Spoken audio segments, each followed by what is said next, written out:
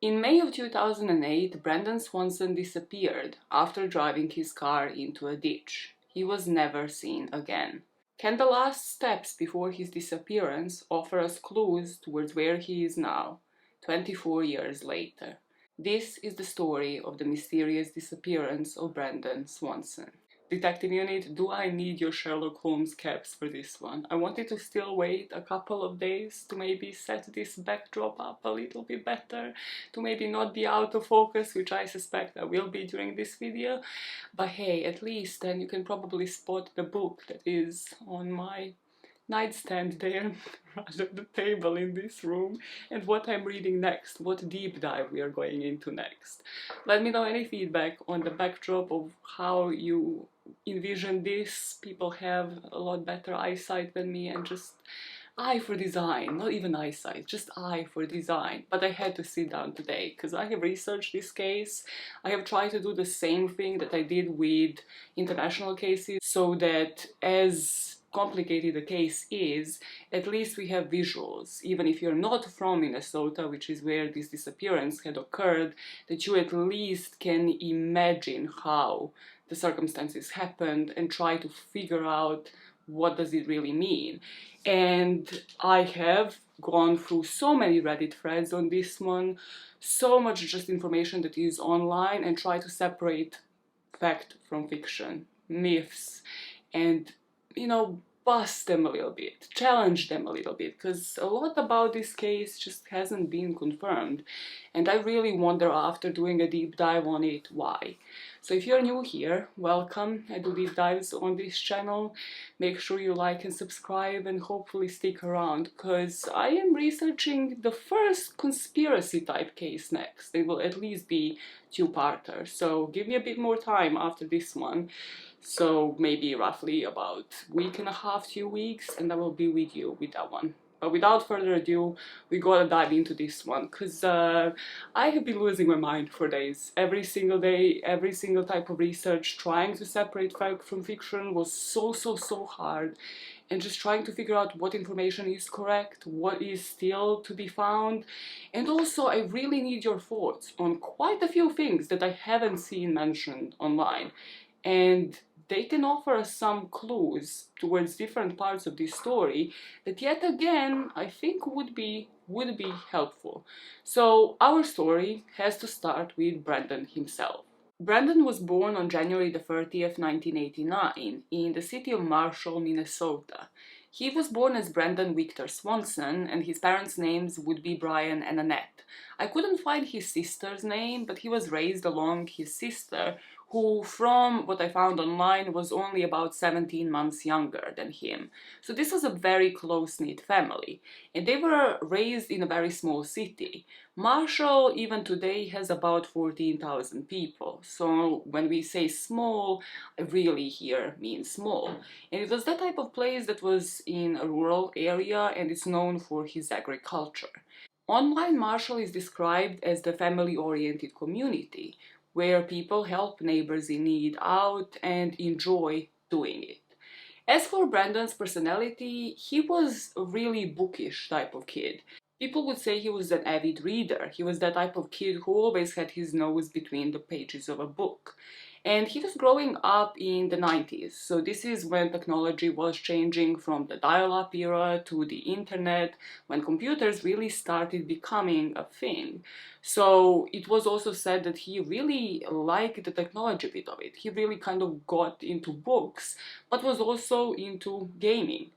And he was always captivated by learning new things. He was the curious child. He was captivated by science, questioning always how everything got to come together. His friends would say that he was always captivated by learning new information, but also he would know how to use it. You wouldn't just get into an argument with Brandon because you would lose. He was just that type of guy who would have all of the arguments on the ready. But his family and also friends would say that he always had a really tight-knit relationship with his sister and with his parents. He was always on the lookout for his family. Something that is important in this case and worth mentioning is that Brandon was born with congenital blindness, meaning that since birth he was blind in his left eye. And although he wore glasses in order to deal with this condition, his depth perception would be very poor because he could only rely on his right eye. So Marshall would be the place where, at the time of his disappearance, Brandon still lived with his family. From what I gathered, he lived in a family home and he worked part-time at this store. It was a food store called Hy-Vee. Brandon worked at this food store for the past 4 years, and the last two of those were in the bakery department. And it was said that he was working there in order to gain his independence, in order to eventually move out of his family home. Because you see, at this point, in 2007, Brandon graduates from Marshall High School, meaning that now he has to head to college. And he did so. He started the wind energy program at Minnesota West Community and Technical College in Canby, which was still in Minnesota, just a bit further away. He loved his first year of college so far, but he also planned to transfer to Iowa, which would be about 250 miles from Marshall. And from what I gathered, this wasn't due to any arguments, anything really. He just wanted to reach out, to have plans on his own, and to move out of the family home. However, unfortunately, these plans would never come through. This brings us into the timeline, and our timeline starts on May the 13th. So this would be the day before the disappearance. It was the last day of the semester, and in order to celebrate, Brandon wanted to go out with his friends. So this night would consist of two events. The first event would start as a party in a town of Lind. Lind would only be about 11-minute ride from Marshall. If you look at the map, Lind is just about 7 miles southwest from his home in Marshall. So Brandon jumps in his Chevy Lumina, in his car, and he drives to this place, to this house party. It was said that this wasn't like a huge event, it was just a couple of friends, and that Brandon consumed at least one beverage. He consumed at least one drink. So his friends said that he wasn't drunk. He was still legally actually allowed to drive. Now, between 10:30 and 11 p.m., Brandon decides to leave this party in Lind and drive to Canby. Now, this is a bit of a longer ride, and it was said that he did it because there was another person that was leaving after probably that year, kind of like the way Brandon was. So he just wanted to say goodbye to his classmate. This ride would take additional 30 minutes. So he was said to have appeared at this second place to say goodbye to the classmate around 11:15. And here he had one shot of whiskey, just sort of, cheering with his friend, and he would only stay there for about 45 minutes, which is when he would leave. So Brandon leaves the second so-called party, or just really parting ways with his friends, at around midnight. This is where this map becomes crucial, because had Brandon just left this party, according to his friends, he didn't leave it intoxicated, it would have taken him roughly about 35 minutes to get home. So he would have been home around midnight. However, that would not be the case, because around 1:11 a.m., Brandon would get his car hung up in a ditch along a gravel road. He would try to call his friends for another 40 minutes, but none of them answered. So at around 1:54 a.m., he resorted to calling his parents. He called Brian and Annette, he woke them up in the middle of the night, and he told them that he thought he was in between Lind, so the first location where he went to the first party, and Marshall, and that he thinks he's in a rural road, so his car is stuck, can they come pick him up? But he thinks he sees the lights of Marshall, so he definitely thinks he is close. He tells them roughly the location where he thinks he is. And he says that he isn't injured. Can they just come and really pick him up and they can figure out the car situation the next morning? However, now we have to backtrack here for a second, because Brandon's car was not stuck in between Lind and Marshall. It was stuck in the town of Taunton, the town where the population is about 139 people. It is an extremely rural area, and it is also only 15-minute ride from Canby, where Brandon had left the second party. So why did it take Brandon 1 hour and 15 minutes to make a 15-minute ride before he got his car hung up in a ditch. This, as many points in this case, will cause for a lot of speculation. And the best way for me to describe this to you would be from this podcast that I have listened to called Trace Evidence. I have listened to it for multiple other researchers. I would really recommend these guys. However, so if you look at the map, right, Brandon should have taken Highway 68. Just a straight line, 35 minutes between Canby and Marshall, and he would have been home at around midnight. However, the only reasonable quote-unquote explanation for him taking 1 hour 15 minutes to make a 15-minute ride towards Staunton was that he was taking back roads and most probably getting lost. The trace evidence explains this visually the best by looking at the side of a staircase. So instead of taking Highway 68, he would just be going zigzag, sort of up and down, trying to make his way towards home by using back roads. The question here becomes why. The consensus online on why Brandon would have been following this zigzag stair-step fashion in order to follow the relative path of the highway would be that he was trying to avoid detection. He was possibly trying to avoid being stopped by the police. And you might think, well, he didn't really have that much alcohol in the system, like, is it really worth it?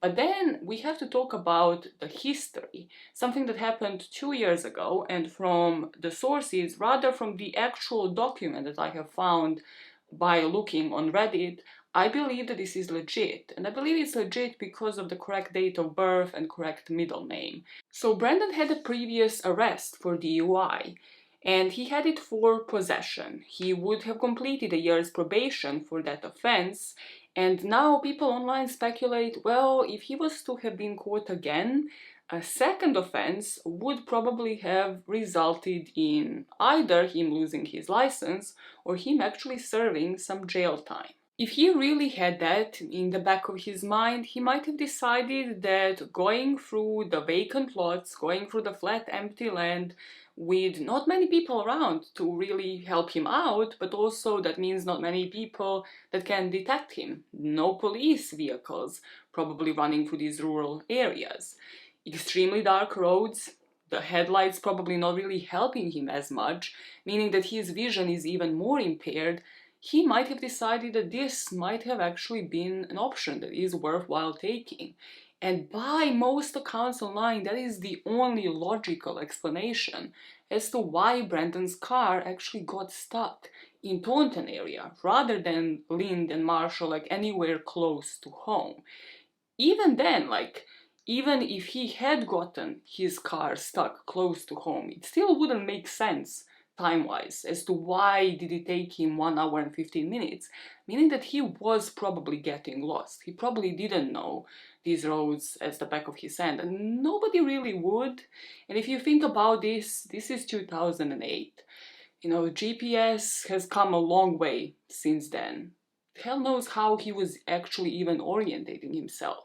And this is where my question comes, because I haven't seen this anywhere, and I find this to be super interesting, because I couldn't find what model of Chevrolet Lumina Brandon was driving, but this was the Disappearance from 2008, so I can only suppose that the car is of an earlier model than even that. And I was wondering, probably the cars back then, I don't even know if the cars now, again, I'm throwing so many questions at you, but I don't even think that the cars right now can actually map out the exact route. Probably some smart cars can. Probably Elon Musk had thought of that. However, even back in the day, wouldn't the police, upon finding the car, be able to figure out the mileage that that car has covered? Because then, by figuring out the mileage, they might have been able to pinpoint the route that he had taken, and maybe we would have some more answers. What do you think about that? Because I haven't seen it online, I haven't seen anything public in terms of like how much mileage he had actually covered, because it would probably explain maybe just even like how he was driving. Just a thought there, because I really haven't seen this online and it was just screaming at me. So we come to the point at 1:15 a.m. when his car gets stuck in a ditch. There is one picture of this car being stuck in a ditch, and I cannot tell you for sure, and a lot of people online also speculate, like, is this the real car? Is this like the real image from the police investigation? Or is it not? But what we know is that his car gets the frame caught in a ditch. So Brandon tries switching into reverse, but he realizes he can't. If this picture is correct, we can really realize why. Like, it is a deep ditch. Like, he can't do this by himself. He would have needed the help of at least another vehicle. However, there's no damage to Brandon. There wouldn't be like any blood found in the car, anything like that. And there's not real damage to the vehicle either. He wasn't injured, and the car just didn't have really any lasting damage to it. It's just that it was stuck. As for the location, as mentioned, the closest city would be Taunton, in the Lyon County of Minnesota, with a population of only about 139 people. For the precise location, I have found online that the car might have been found on 110th Street. If you look at Taunton from a satellite view, you can see it only has a couple of streets, and a lot of it is just different production area, different farmland, and most of these streets look the same. However, where I found this street in particular was in the case study by a search manager, the person that was one of the main people behind searches for Brandon. So it kind of gives me some credibility. Otherwise, at first, when I was looking into this, I was like, how did they even figure this out? This place literally has like maybe 10 to 15 streets at best. What the search party and the search manager have assumed was that Brandon was probably, just from looking at the location, going up north, again trying to avoid the highway, and then he probably wanted to go south. When he attempted to turn south, back to the gravel road, he missed the field approach and just went into the ditch at a low speed. Where Brandon would be stuck after getting out of this car at 1:15 a.m. would be one of these roads that all really, if honest, look the same. The only time you would see something different if you were to turn would be if there is a lake or a pond or a fence like somebody's property. And even then, the road may just stop near the next section line. However, Brandon, as we will learn, when calling his parents, would think that he is between Lind and Marshall and that he sees the lights of his hometown. So he really believed that he was close to a city. At 1:15 a.m., however, one important thing that we know is that between that point and the point that he called his parents at 1:54, he started calling friends. What I couldn't find is how many friends. Were they all not picking up? Was he exactly in the same area, or was he maybe already walking throughout this time? Because this would be Minnesota in May, and the temperatures would be about 4 degrees Celsius. So this would be around 40 something degrees Fahrenheit, and they would be dropping throughout the night. So possibly they even dropped below zero. And Brandon was in a polo shirt. It is said that he was in a polo shirt, so he wasn't really even dressed to be just outside in this weather, because he thought he was driving to these parties and then he was going to just drive back. He didn't think that he will have any need to actually be outside walking. Another important thing is his cell phone will never be found. That is why we don't have all of these details. We know what phone this was, however. Online, I have seen that this was a Motorola Silver, and that this was described as a flip phone. However, a quick Google search makes me believe that Motorola Silver was never a flip phone. And even in the missing posters, it is described as a cell phone. Motorola Razr comes as a flip phone. However, Motorola Silver doesn't. Again, let me know if I'm crazy, but this was literally like a very quick fact-checking Google search that contradicted the information that I found. A lot. This case lives on Reddit. This case, and that is why there's so many myths about it, is because it is just a hearsay that lives on Reddit. So Just a quick Google search tells me that this wasn't a flip phone. And I'm saying it because it might again come as super important later down the line. The other reason I'm mentioning the phone is that this would be obviously the phone from 2008. It would have a keypad, it wouldn't have a touch screen, it wouldn't have any GPS or just map system that would be built into it. Due to none of his friends picking up the phone, we really have no idea as to what Brandon was doing throughout 40 minutes before he actually reached out and decided to call his parents. We don't know if he was still in a car, if he was outside of it, if he had already walked and covered certain distance. We just know that at 1:54 he decides to call the parents. He describes to them that he is on a gravel road and that he sees a golf course near Lind. So he knows this area, right? He grew up in it and he said he sees a golf course. So his parents, by this, know roughly where he is. And they immediately wake up, they jump into a car, and well, they decide to drive. It would only have taken them about 10 minutes.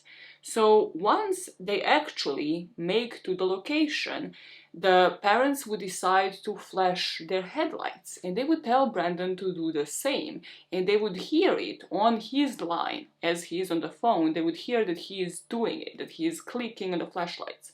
So at this point, even if he had walked any distance, he was still back next to his car. Now, obviously, he thought that he was at the right location.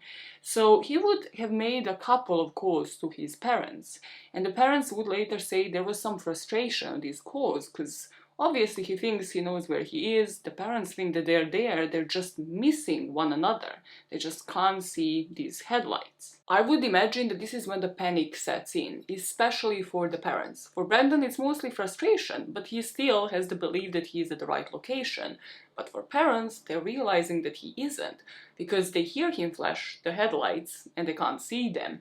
They are honking on their horn and he can't hear it. I mean, he can hear it through the phone, but not in real life. So it begs for speculation, and online people have offered multiple reasonings as to how come that Brandon was so confused. He knew this highway, he rode it before, he knew Marshall, it was his hometown, he knew this area. So why did he think that he was near a golf course when there was no golf course around, and that he was actually so close to home? It could be fatigue, it could be that he drank more than he admitted, or that alcohol might have affected him. Maybe he drank on light stomach. We don't know if he was lightweight, if he wasn't. Maybe his friends tried to cover for him. You know, it begs into question, why would he have taken all of the back roads if he only really had one drink or maybe two in his system? The unfamiliar roads. And as I mentioned, when looking on Google Maps, all of these roads do look the same. There's no real intersections, there's no real street names everywhere so that you can just immediately be able to be like, hey, mom, dad, I'm on street 110, come pick me up. There's no such things. There's no inscriptions, there's no real labels or signs indicating where you should be headed. So I'm thinking if the rural roads in Marshall, where he might have actually been familiar with them, look exactly the same as these gravel roads, it is easy for him to have been disoriented. On one of these calls, Brandon ended up hanging up on his mom, and the mom would call him back, and given the situation, she just apologized. His frustration was understandable to the parents. On the other call, he would remain on a phone call and explain to his dad where he was walking, sort of updating him on his progress. And now, during this call that happened at 2:17 a.m., so just roughly about 20 minutes since the first one, Brandon said that he might try to walk towards a friend's house in the town, thinking again that he is close to Lind. And they agreed to meet at this place that they had both known. There was this tavern in Lind which had a car park, so the parents can park up, he can just jump into the car and they can sort out everything tomorrow. So this is how that phone call ends, and then Brian, the dad, goes to drop off the mom at home, just in case, maybe he is disoriented, maybe he might actually come home, just so that there is somebody there to be on the lookout. And once he does that, Brandon's dad jumps back on the phone call with Brandon. So this will be the final call that Brandon would have with one of his parents. And it would start at 2:23 a.m. Brandon, throughout this call, would again describe what he is seeing. He said he was seeing lights in the distance, again thinking that this is the town of Lind. He described the terrain, he described where he was walking, and didn't mention any golf course during this call, which again is properly alarming when at the beginning he thought he was quite close to this golf course that he was aware of. He told his dad that he planned to cut through the fields near him and follow the lights in front of him. He also told his dad he can hear water nearby. He mentioned fences in a frustrated way, like, oh my god, I just came across another fence and now I need to sort of like jump over it. And then he would kind of pause, jump over the fence and just move forward. The temperature at this point was about 46 degrees Fahrenheit. So this is roughly 4 to 5 degrees Celsius and would drop below 30 degrees Fahrenheit. And at least, in my opinion, I don't think that he was dressed for it. So 47 minutes into this call, at 3:10 a.m., Brandon just says, "Oh shit." And the line doesn't cut off. This is one of the most common misconceptions when it comes to this case. The line doesn't cut off, it just goes silent on his end. So his dad tries to call out for his name, but he doesn't hear anything. At some point in one of the articles, I have seen that maybe he has heard like a foot sleeping sound. But apart from that, nothing alarming, no like thuds. Nothing indicated that he might have dropped into water, no splashes in the background, just silence. So eventually, after calling out for his name multiple times, he decides to hang up the phone and then call again and again and again, and Brandon just never picked up the phone. So his dad goes back home to pick up his mom. They even go to the tavern to see that car park, and again, there's no Brandon. He didn't come home, he didn't come there, they go back to the same location, and then the parents start reaching out to his friends. And the friends and the parents would be searching this area where he thought he was all the way up until 6:30 in the morning, which is when they got frustrated and they realized they have to involve the police. Before we go into discussion of the searches and what parents have actually experienced firsthand when reporting Brandon missing, there's a couple of little bits that I have read online on this particular switch-off moment. When it comes to this part of the story, this is where most points of contention are, because I have read two completely separate accounts of events online. So from what I have read, already at this point, Annette, the mom, had been dropped off home. However, then I have seen interviews or other statements online in print of the mom saying that both of the parents have been calling out Brandon's name once the line went silent. The second point of contention comes with what happens after this phone call. So the parents eventually hang up the phone call and then they tried ringing him again. The phone would ring out, making us all believe that the phone was still on and that the battery hadn't actually died, but then it would always go to voicemail. In some sources, mostly blog posts, it would state that the phone would be going to voicemail and would be ringing, most importantly, until the next morning. And that is when it seems like it had gone inoperable. Again, I have seen other statements saying that the phone would just go voicemail, it wouldn't ring out at all. It's just a lot of this information is just frustratingly so lost in just other people's theories online. And with this one, again, quite important. And another thing that I mentioned, it is that I don't think that this was a flip phone. I think this was Motorola Silver, which was just a regular phone. So again, I feel like it would have been different if he had actually hung up himself, which we think it was the parents based off of the sources, but he would have definitely been able to either hear the ringing of the phone or if he had it on silent, to see it light up. And that is how he would have known his parents have been calling. He didn't have any reason suddenly not to pick up the phone calls unless something had actually happened. He said he was fine, that he was not injured, and, in fact, when we did find his vehicle, there was no damage to it. It was simply muddy from being on a gravel road, but no damage to the vehicle. As Brandon tried to explain to us where his location was, and he was extremely sure of himself. He felt confident in where he was at, and that we were the ones that were confused about, how to get to him. And as the conversation went on, as the minutes ticked by, it came to a point where as long as Brandon was on the phone, as long as he was talking, as long as we had contact, it was okay. We would be okay. But the minute that call dropped, I just became sick. I knew it was wrong. I knew it was very, very bad. And just could hardly fathom, what was happening at that point.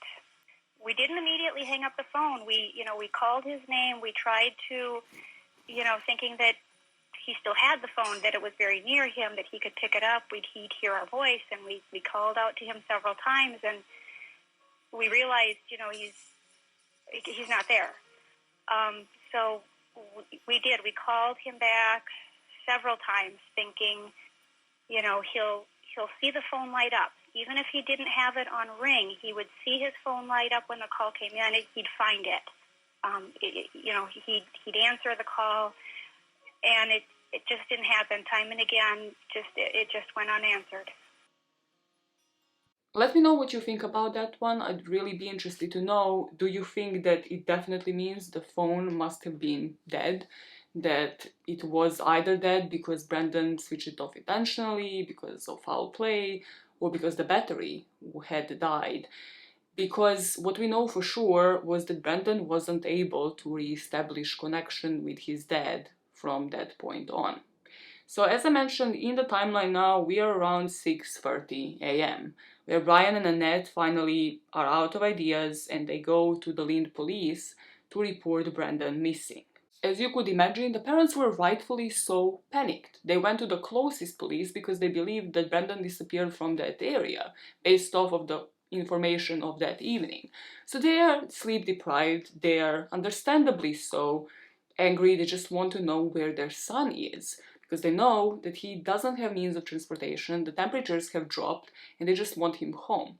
And the police, what they told the parents was that their son had the right to go missing. This is what happens after the parties, after people drink, after teenagers drink. This is just what happens. This is the initial response that they have had from the police. It would take the police a couple of hours, since Brandon actually was reported missing by their parents at 6:30 in the morning, to agree to open a missing persons case, which would mean that the searches were delayed until just after noon that day, after 12:30. So while the searches, including dogs and search parties with volunteers, are happening in Lind, police is getting Brandon's cell phone records, hoping that they will help him pinpoint the location of the car. And this is when they find out that Brandon's car hadn't been found in Lind, and that he had never been anywhere near it that evening, at least after midnight.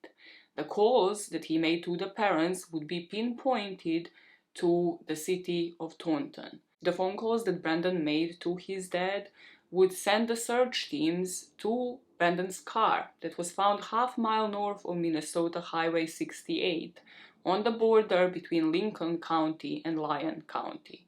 And it is said that if he had made a 911 call that evening from that location, it would have taken the police no time to actually find him, because this is how they managed to triangulate the car.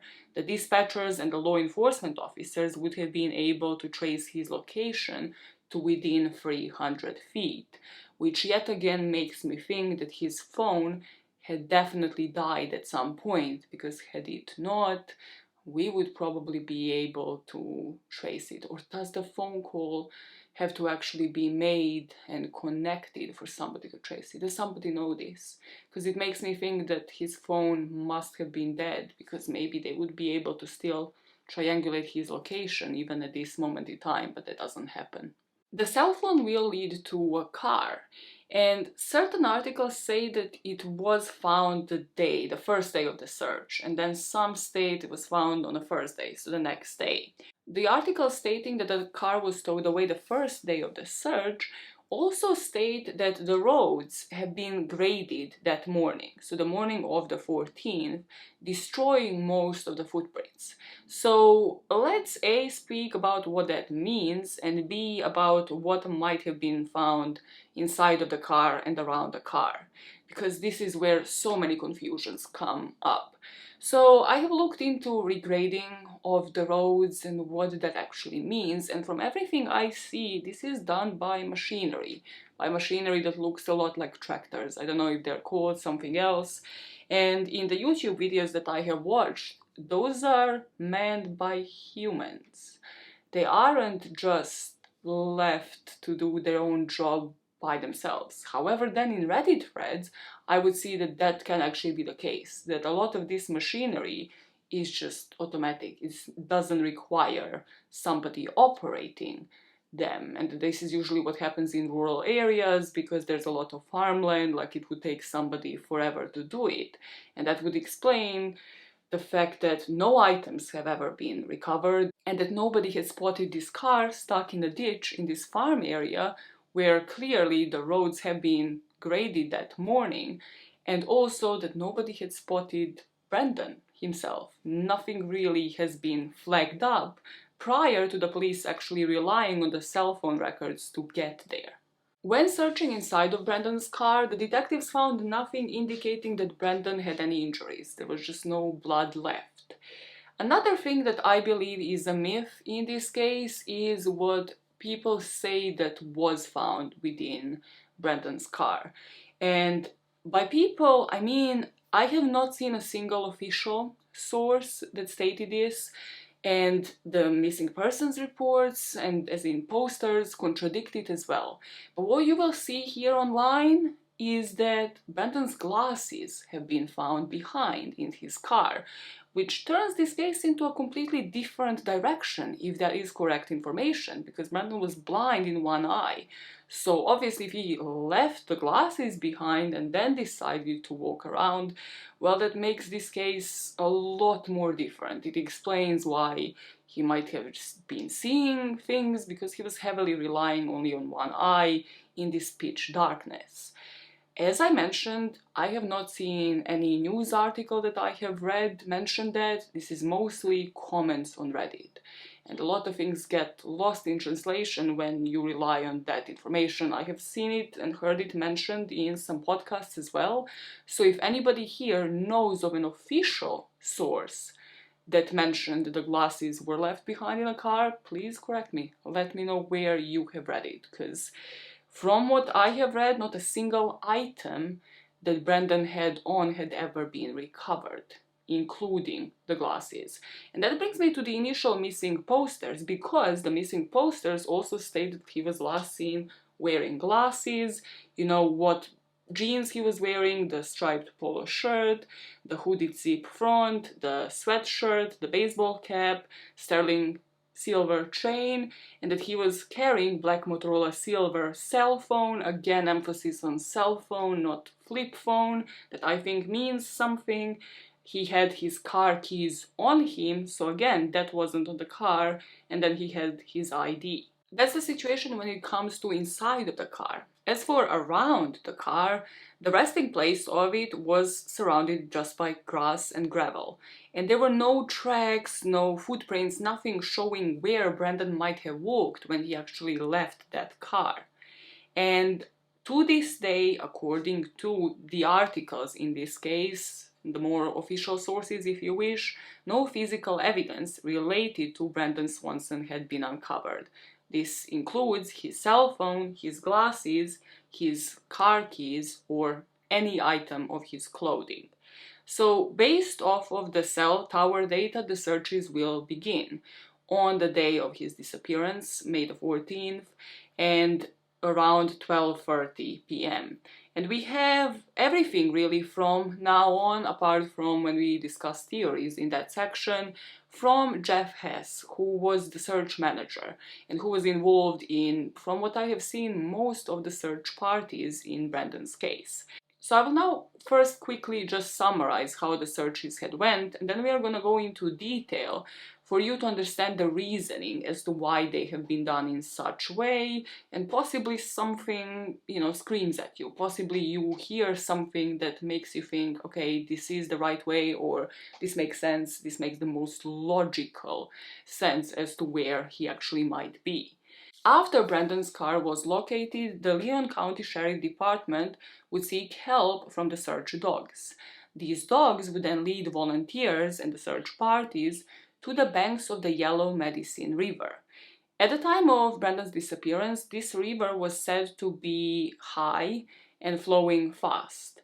So this river is about 173 kilometers or 107 miles long, and in some areas up to 15 feet deep. Based off of the location of his car, the searchers would focus on the area surrounding Yellow Medicine River.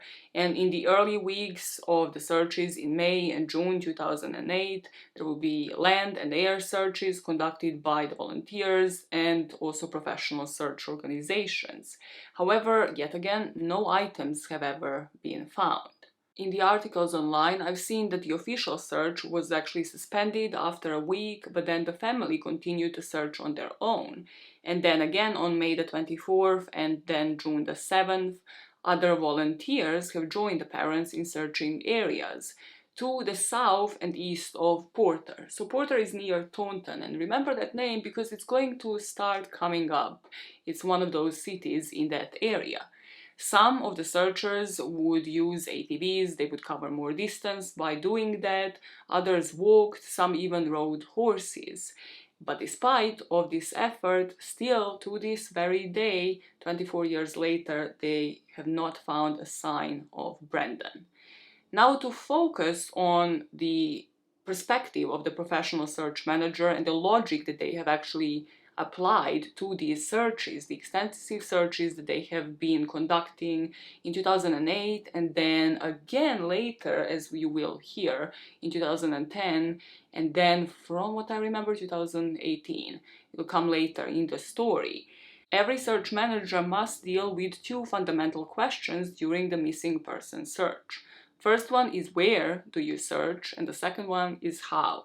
To answer the where, the search managers had to think about how far could he have walked, because they knew that he was by the car based off of him clicking and turning on the flashlights and the parents hearing that on the other end. So they were thinking, okay, within the time that he was speaking with his parents, between 1:54 and 3:10 a.m., how far could he have actually walked? They first looked at the maximum distance he could have covered, and they have settled that the maximum that he could have actually walked that night would have been 2.5 miles. Then that number is compared to the statistical data, and usually missing people are found 5.6 miles from the last known location 95% of the time, with a median distance being 1.3 miles. So then this gives them the reach as to how far they should actually even open that scope. Like, let's say that nothing happened to Brandon after his phone was cut off, or rather after his parents hung up that phone call. How much further could he have then walked? So like the maximum distance here. And then what they have to look into are the navigators and the attractants. Did he have any navigation aids? How visible was the place? Any fences, any barriers that were on the way? And to include that into the math of trying to figure out the area where he could possibly be. The last bit that aided search parties is what is known as deductive reasoning. And here I would really suggest going into the description box, clicking on that link on the missing person case study that Jeff has published, because it has every single possible scenario of what could have happened here. And that is exactly what deductive reasoning is. The evaluation of the number of scenarios that might explain the circumstances behind Brandon's disappearance. However, as you might have guessed, none of them is foolproof. All of them have the arguments for and against, and if it had been foolproof, we probably wouldn't be here. We would have found items, we would have found Brandon. However, what they had said was known is that Brandon left a gathering in Canby, driving home to Marshall. He is supposed to have driven west down a field road, attempted to turn south onto a gravel road, and then became stuck. He believed he was somewhere between Marshall and Lind. And here, based off of the cell phone records that I suppose they have checked the parents' ones as well, it was that phone call that he had made around 2:17 a.m. between him and his dad that he had actually left the area where his car was. And that is how they are now deducing the maximum distance traveled. So between 2:15 a.m. and 2:25 a.m., he leaves the car and begins walking, and he thinks he's gonna go to the tavern in Lind.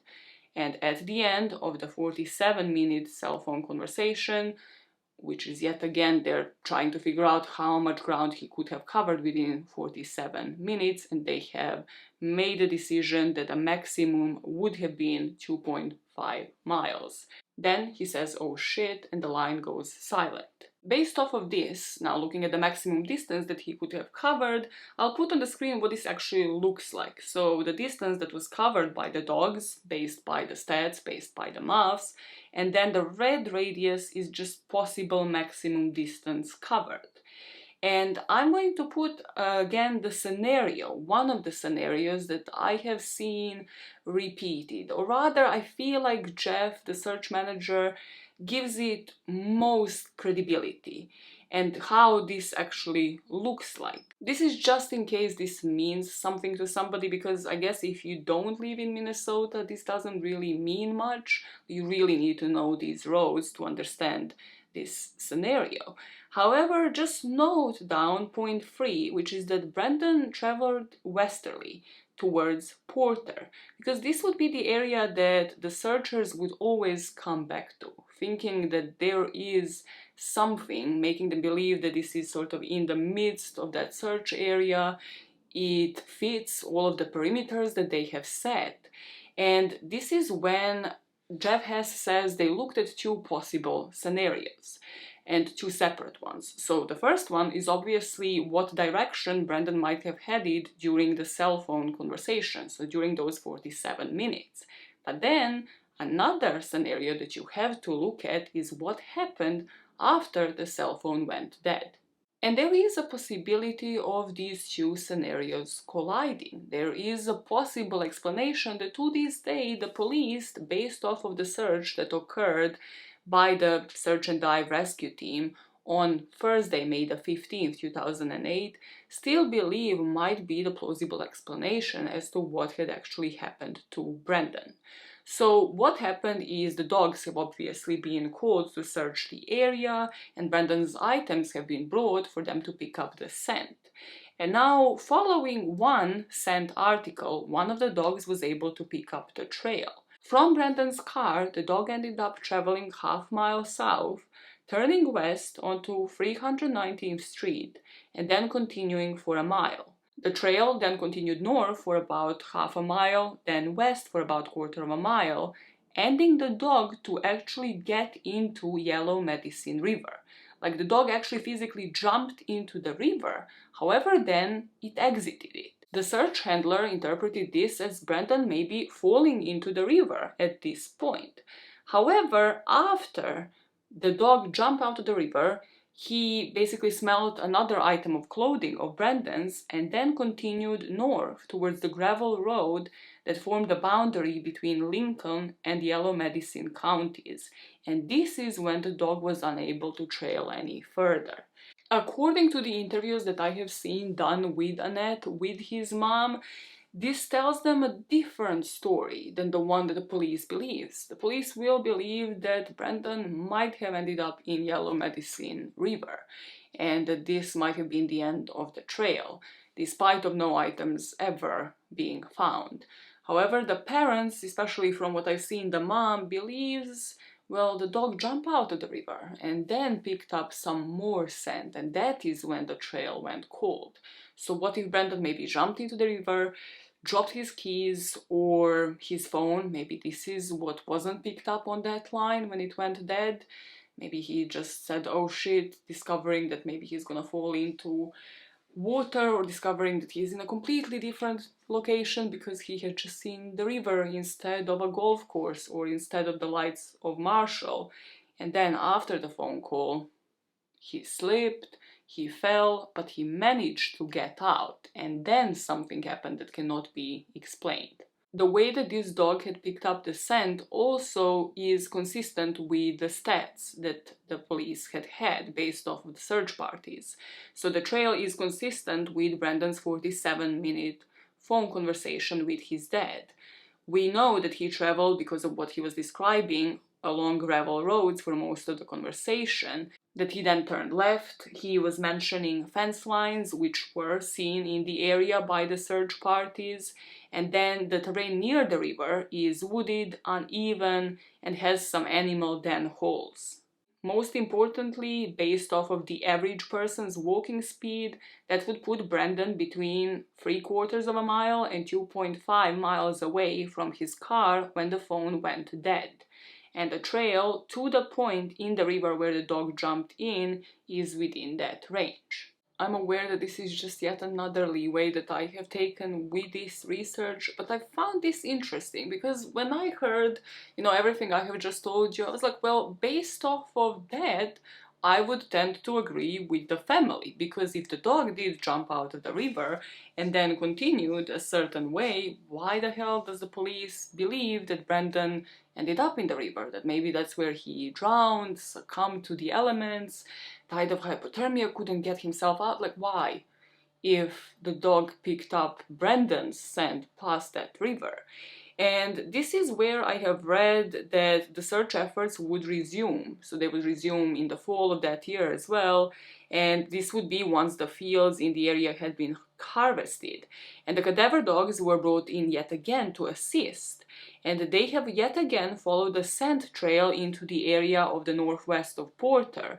But they eventually lost that scent and nothing was found. And from what I have read, even the first time, so when it was still fresh, when it was May the 15th, was like one of the first days when the dogs picked up the scent immediately, when they jumped outside of that river, it doesn't necessarily mean that the trail ends where the dogs can't follow that scent any further. It may simply mean that the dog is at the end of what is known as their nose time. So they can apparently only smell that scent and follow it for a certain amount of time, and this would be quite a trek to follow.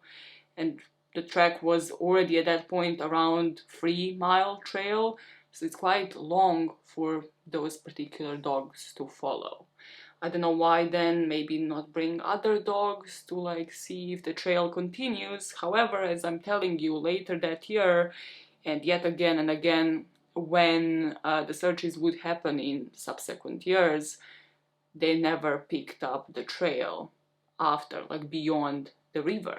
On top of that, what I have seen that could have affected the dogs, apart from the nose time, is the regrading of the area, the regrading of the soil. If the soil had been shifted, that might have also affected the dog's ability to then sniff around. Like, what if the winds have been blowing the sniff of Brandon's, that then the dogs would have been picking up from the scent of his items of clothing in a different direction. And that might be, yet again, depending on where this trail is past the river. Was that area regraded? I'm not sure if anybody really looked into that.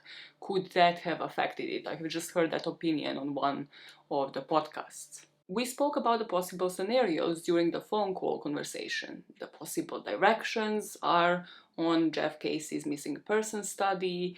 We have spoken about the possibility based off of the cadaver dogs, of him falling into the river, and whether you believe he actually ended up in the river despite of no items being found, or whether he managed to get out and then the trail went cold. So now we have to talk about the scenarios after the phone went dead. Remember, what this means is that the phone line was still on, that Brandon was just silent on the other side, and then the calls ended up going to voicemails. So a lot of people actually online, a lot more than I thought of, thought that the oh shit and then the phone going dead and him not picking up the phone calls meant that he might have noticed his battery is dead. I personally don't think that that would have been the reaction. I'm more inclined to think he might have seen something and then might have thought, oh, okay, something is in front of me, let's explore and like figure out what this is. I don't think he would have checked his phone, seen the battery. Why not just say my battery is dying in that case? Other options are that Brandon might have been killed at the point that the phone went dead. However, then nothing had been heard by his dad on the other side. He possibly heard foot slipping, but nothing really extreme, nothing that would indicate a splash of water, nothing that would indicate a thud like somebody falling into whatever it would have been. There are options that he might have drowned in one of the many waterways in the area, not necessarily the river that has been searched, that he injured himself and then succumbed to the elements because it was quite cold that night. Hypothermia would have eventually gotten to him in the clothes that he was wearing and within hours. Possibly that he actually slipped and his phone was then inoperable and that he was still able to continue walking. However, he just had to leave his phone behind. However, the phone hadn't been found.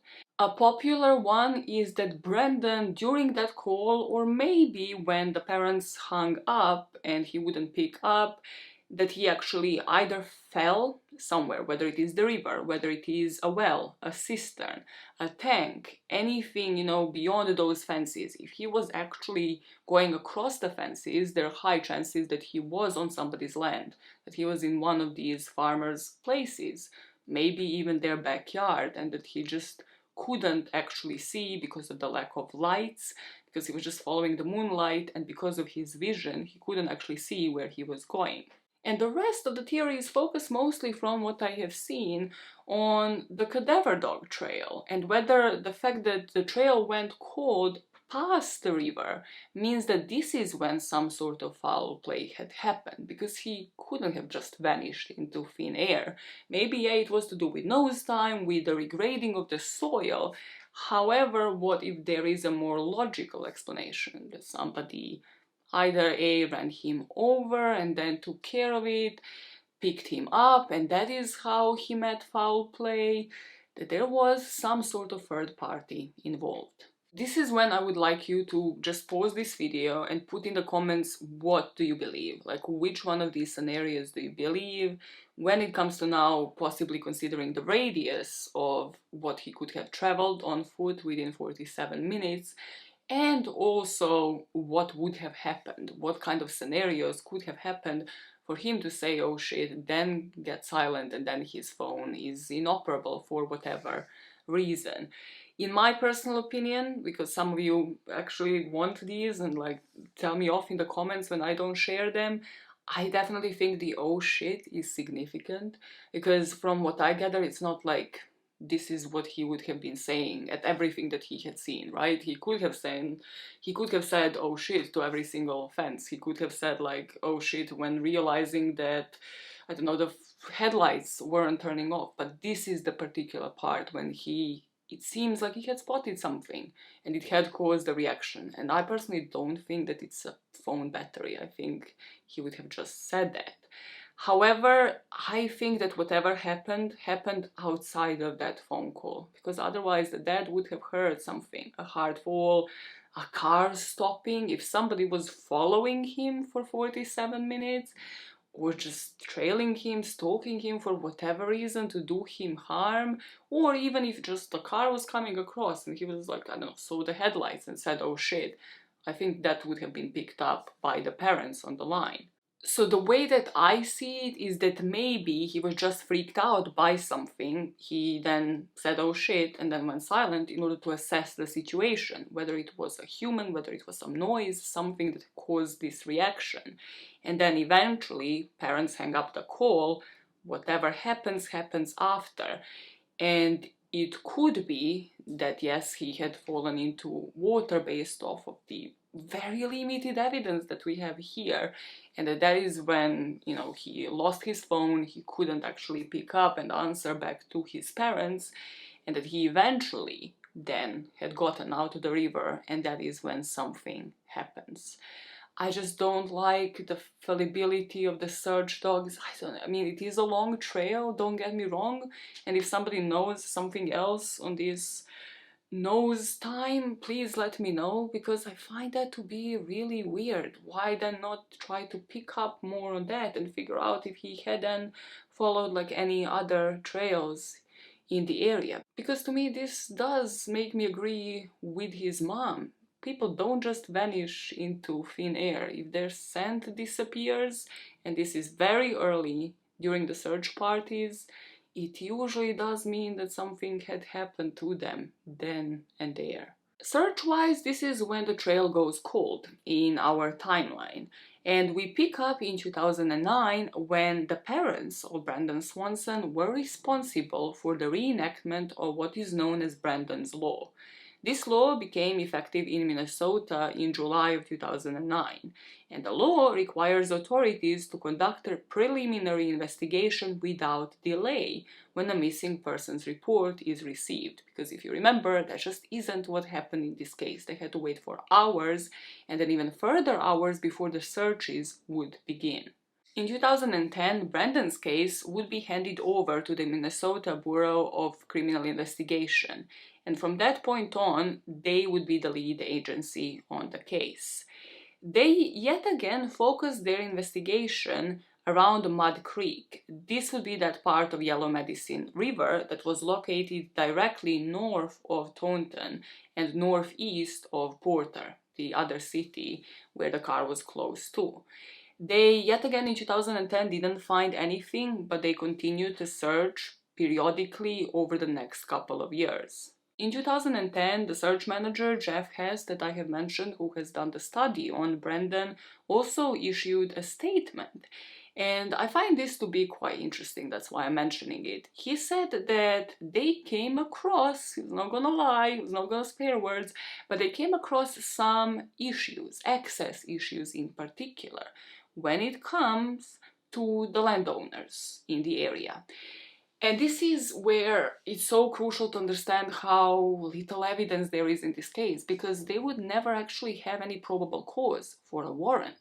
And from what I have seen online, mostly again on Reddit, you can't just search for other people's properties unless they volunteer. And a lot of people, according to Jeff, had volunteered, had done just that. Search my well, search my cistern, search my garage, search anything on the property.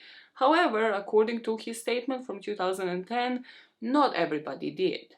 He had expressed concerns about them not being able to search so many pastures in the area as well because of the cattle, because of the cows, and even though the dogs would be trained to be around animals, well, during calving season, that would limit them. That would limit the searches, because now they only had to search during the periods when the cattle wouldn't be there. And obviously, that just isn't sustainable. It isn't sustainable for many properties not to be searched, and then leaving the gaps in the search coverage, well, makes it difficult to eliminate an area from any further consideration. Then in his statement, Jeff says something interesting.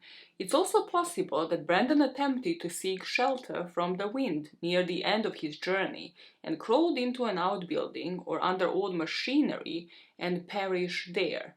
And because they're trying to avoid disrupting landowners' lives as little as possible, they had only searched a few farmsteads. And to me, that kind of means like he's insinuating that maybe there was third party involved, because he wouldn't have just perished into thin air after trying to seek shelter. And this is something that is stated by people in Minnesota through multiple Reddit threads, that The point that I have already mentioned, that this machinery that is used for regrading might actually be robotic, that there might not be anybody who needs to be actually present behind the wheel or anything like that, that they're all being programmed, and that even the robotic ones are also unmanned, so even if he could have been seen, no one was there to see him or the car or any items in the area. And then somebody added to that comment saying that there is a reason why the landowners wouldn't volunteer and that it doesn't really have to be anything suspicious. A, I mean, yeah, you don't have the warrant, so why would I let you in on my property? But B, this is farmland, and also, you know, the land with pastures where then they are supposed to feed the cattle, and police isn't usually careful not to damage stuff, not to damage anybody's property, and they're also not going to cover any costs of repair once they tear anything up. So if you consider budgeting, it is also very feasible as to why farmers wouldn't just volunteer for somebody to enter their house, to enter their property, or anything like that. There have been other searches in 2015 and then 2018.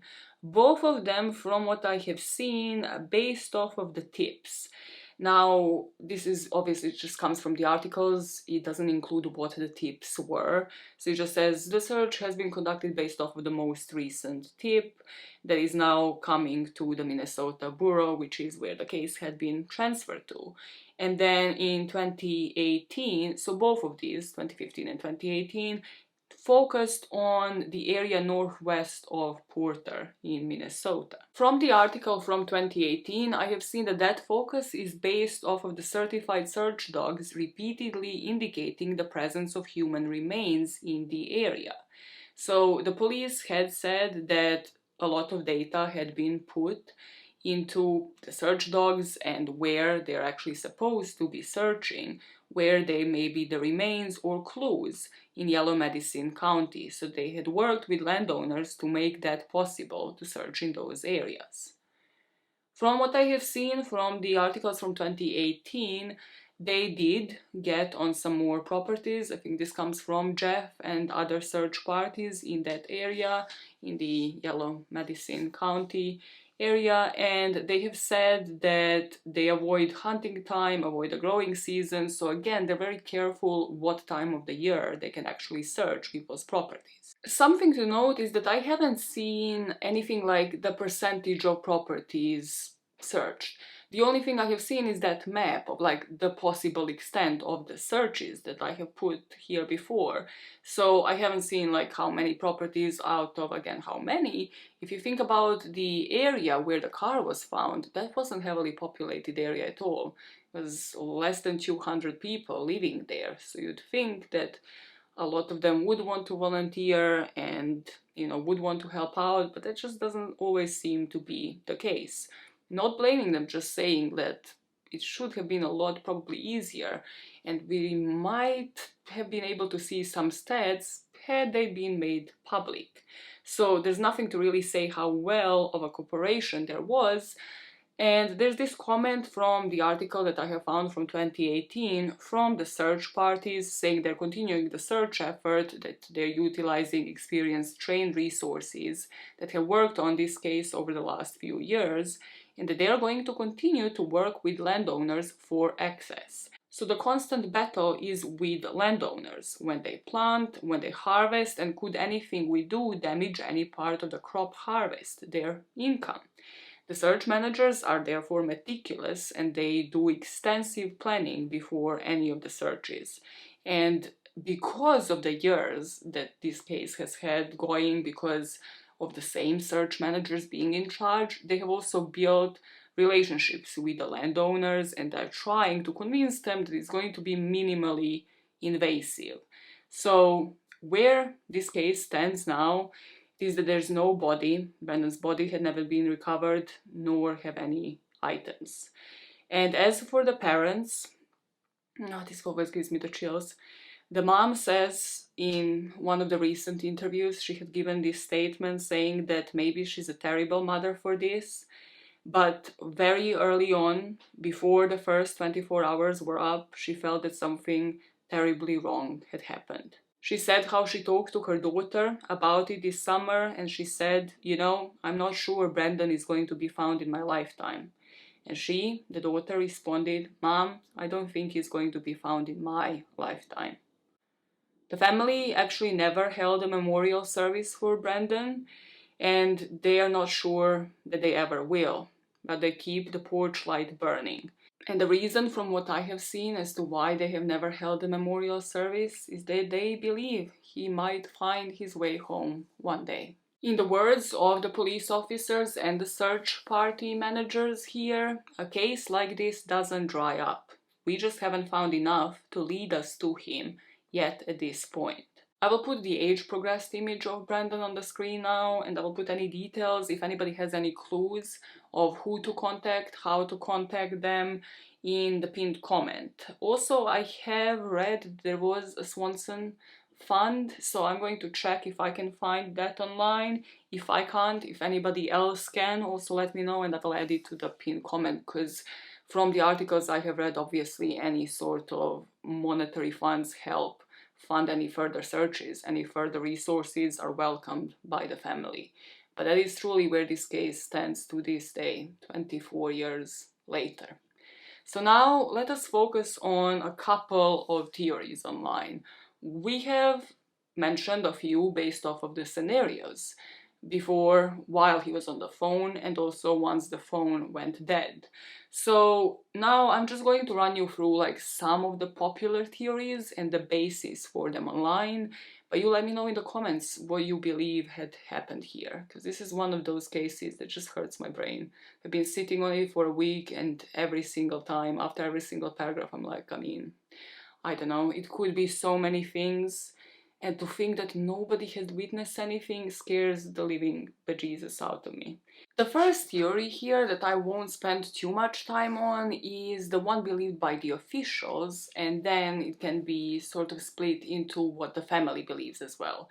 And that is that Brandon did fall into the river at some point. It's just the question of whether he made it out of there alive or whether he drowned, which was the initial thought by the officials, but a lot of them had also changed their mind in the light of the cadaver dogs, in the light of the sniffer dogs as well, exploring the area.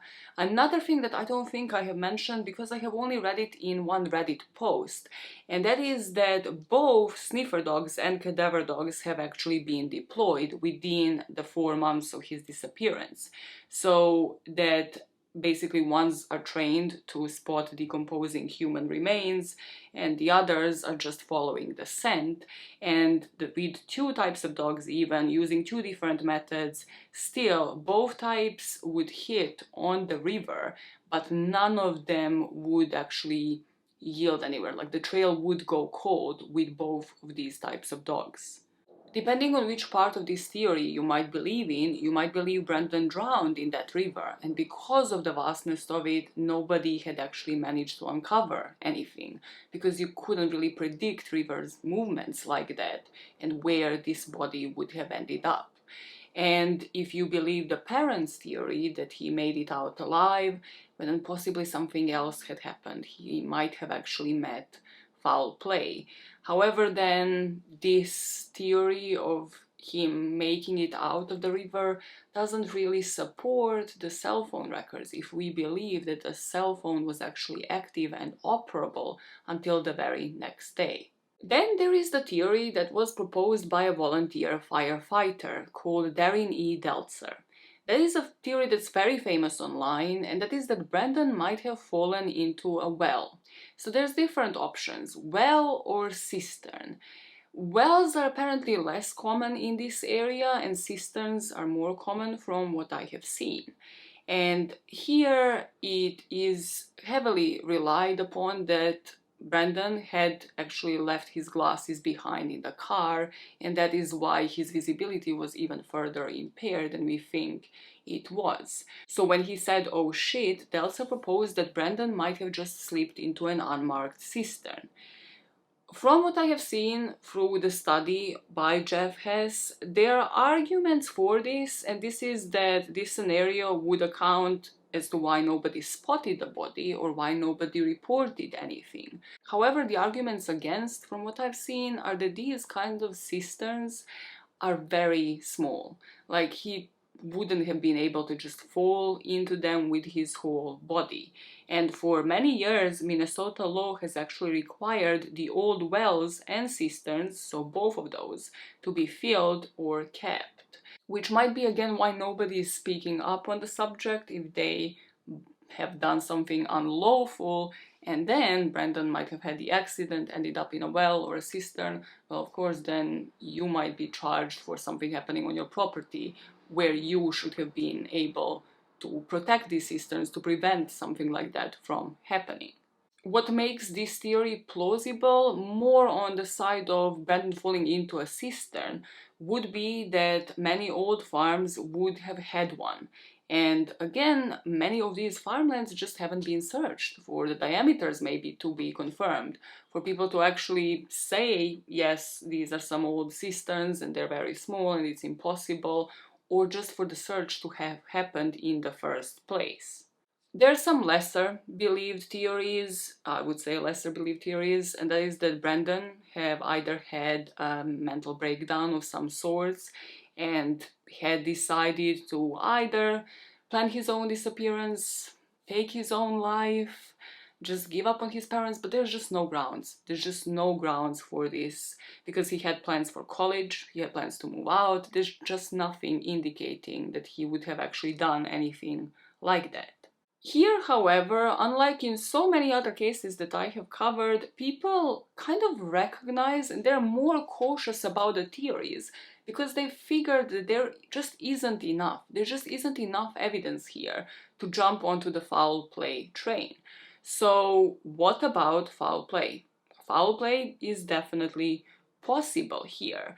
When you think about the limited evidence that we have from the search dogs, from the sniffer dogs picking up the trail after the river, he wouldn't have just been able to vanish into thin air.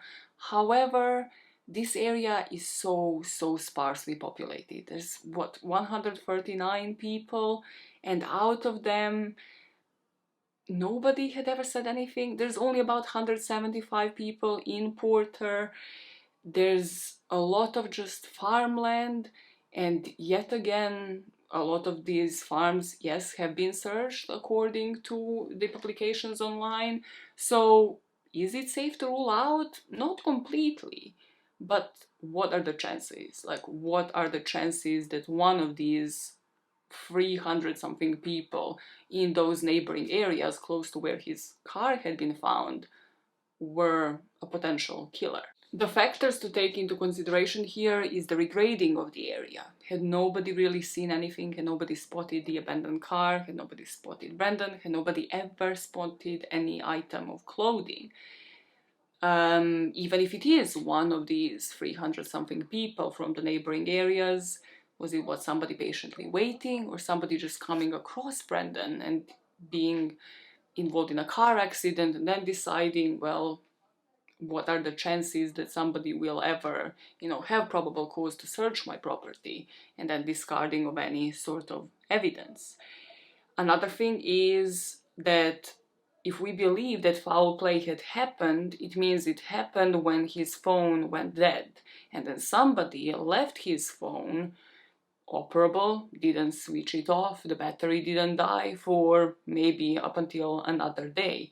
That might actually agree with the third party involvement, because if the phone calls didn't immediately go to voicemail, rather they would ring out, that might mean that Brandon was still either alive or that somebody else was in the possession of his phone. Further theories when it comes to foul play are that maybe the vanishing into thin air, right, where the trail goes cold, is that he was picked up by somebody, and then whatever happened outside of the search area. To me, that might actually mean some sense. He might have gotten a ride from someone who then was like, yeah, you are near Lynn, I will transport you to this car park for you to meet up with your parents. It might actually even explain the, oh shit, by the end of the call. Maybe he just thought he had seen headlights, he had seen somebody stop by, the parents hang up, his phone is still active, it does kind of flow if you think about it, and especially when it comes to the scent. What doesn't flow with it is the possibility of him falling into a river before picking up that ride. Out of all of the theories, the one that is most out there, in a way that is most like outlandish, is that Brandon might have fallen into a sinkhole. So on the surface, I have read a whole Reddit post on this so that you don't have to. There's some basis to it, like there is a place in Minnesota called Fountain that is the sinkhole capital in the US. And then this person has said like Fountain is super close by to, the Marshall and the area where Brandon had been found, but it isn't. It's about 4 hours from there. There's just not really much basis. Yes, they're deep. They can range between 10 feet and 1,000 feet.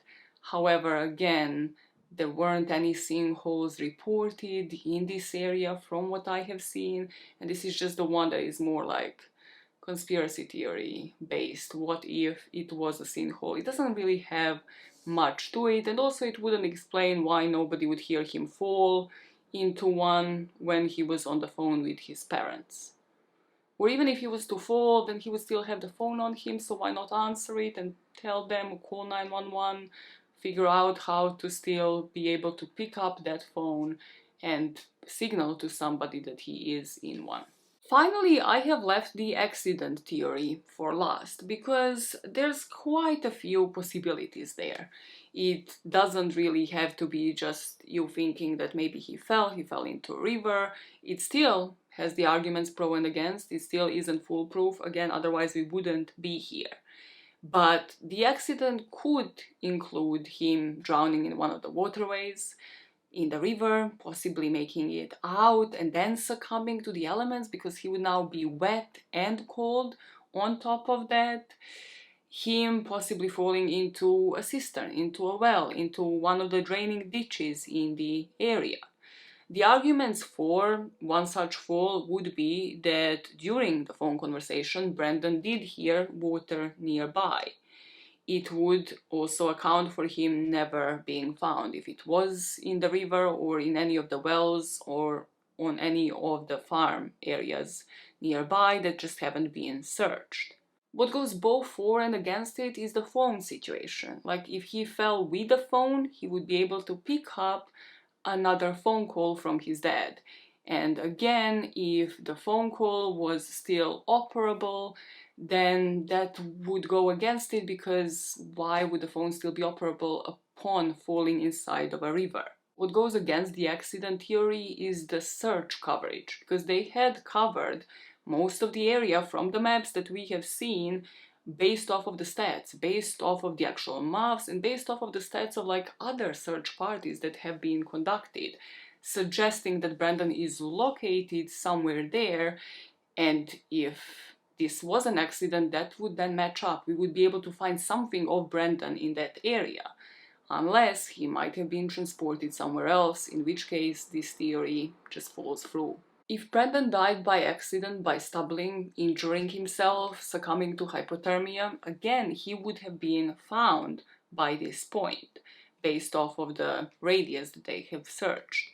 Then, if he had become wet for, again, falling, wet grass, or just sweating from the hypothermic shock, eventually, yet again, he would have been found due to that radius. However, one cannot assume that Brandon just stopped moving at the point that the cell phone went dead. Here I pass it on to you, because this case has been racking my brain constantly for the past week. Do you believe in the accident theory? In my opinion, I do believe somebody knows something. Like, what are the chances? What horror movie is this where the land is just regraded on its own, nobody spots anything for 24 years? Nobody spots. This is one of the biggest cases probably in that area. And it's not heavily populated, and what? Nobody, none of those people spot an item that they're like, hey, maybe I should report this to the police. Spot something alarming, not just on that day, not just the fact that the car was in a ditch and that maybe somebody is walking through their farmland. I don't know. I still feel that here Yes, it might have been the accident, but had it been one, at least one of the items would have floated up that river, would have been found by somebody. And that makes me believe that somebody must know something, even if they were not included, even if they were not involved, even if there was no foul play at all. Because I just can't believe that for 24 years, nobody uncovers a single item. That just doesn't sit right with me. But you guys let me know what you think about the backdrop, about the case, about the theories. Please make it make sense, because my head hurts. I'm actually gonna go and take a painkiller. And somebody's drilling in the neighborhood, which is probably all picked up by this beautiful microphone of mine. So make sure you share this case for other people to share their opinions. So we try to separate fact from fiction here, really, because that is very much necessary. So many things are lost here in this case through Reddit comments. So many things that I doubt myself. Are they true? Are they not? Why do we not have more information and more clues? So do that. Make sure you share it with people who then subscribe, and bring them onto this good channel of mine. I'm a good egg. I'm a good egg. Tell them I'm a good egg. And I shall be seeing you probably later next week or just the week after. Listen, it's gonna be good. It's gonna be good. I'm reading a book that's 700 pages long. It's not a Bible. I'm not here to tell you a story about Jesus Christ. I know. Surprise, surprise. It's not that type of channel. But this one is wild. So join me for the multi-parter from next week onwards. And now, bye. I'm further from the camera here. I don't like it. I have to make effort.